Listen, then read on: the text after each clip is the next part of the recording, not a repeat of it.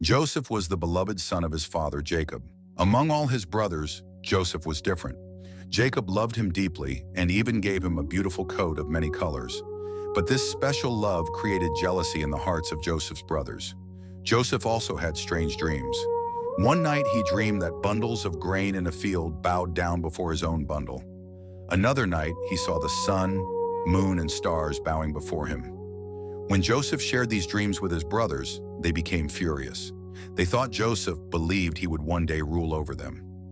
From that moment, hatred began to grow in their hearts. One day, Jacob sent Joseph to check on his brothers who were tending sheep far away. As soon as they saw him coming in his colorful coat, anger filled their hearts. "Here comes the dreamer," they mocked. At first, they planned to kill him, but one brother, Reuben, convinced them not to shed blood. Instead, they threw Joseph into a deep, empty pit.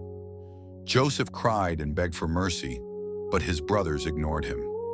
Soon, a caravan of traders passed by on their way to Egypt. Judah suggested selling Joseph instead of killing him. For only 20 pieces of silver, Joseph was sold like a slave and taken far away from his home. To deceive their father, the brothers dipped Joseph's coat in animal blood and told Jacob that a wild beast had killed him. Jacob was heartbroken and mourned for many years. Meanwhile, Joseph arrived in Egypt as a slave. He was bought by Potiphar, an officer of Pharaoh. Even in slavery, Joseph worked faithfully, and God blessed everything he did. Potiphar trusted Joseph completely and placed him in charge of his household. But trouble came again.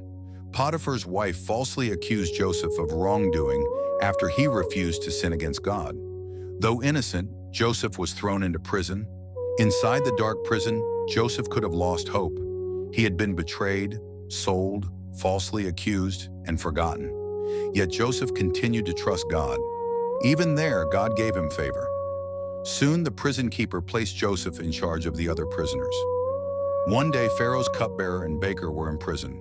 Both men had troubling dreams, and Joseph, through God's wisdom, interpreted them correctly.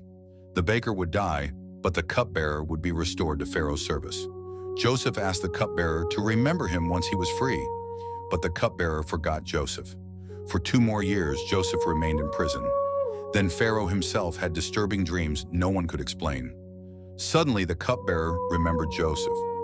Joseph was quickly brought before Pharaoh. Pharaoh told him the dreams. 7 healthy cows were eaten by 7 thin cows, and 7 full heads of grain were swallowed by 7 weak ones. Joseph explained boldly, "The dreams mean Egypt will have 7 years of great abundance, followed by 7 years of terrible famine." He advised Pharaoh to store grain during the years of plenty. Pharaoh was amazed by Joseph's wisdom and said, "Surely the Spirit of God is in this man." In a single moment, Joseph's life changed forever. The prisoner became a ruler. Pharaoh placed Joseph second in command over all Egypt.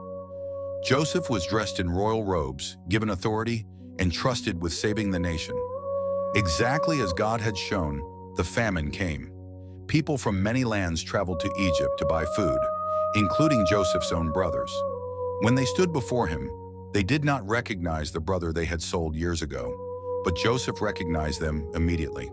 The dreams God had given him as a young boy were finally coming true. His brothers bowed before him, just as he had dreamed.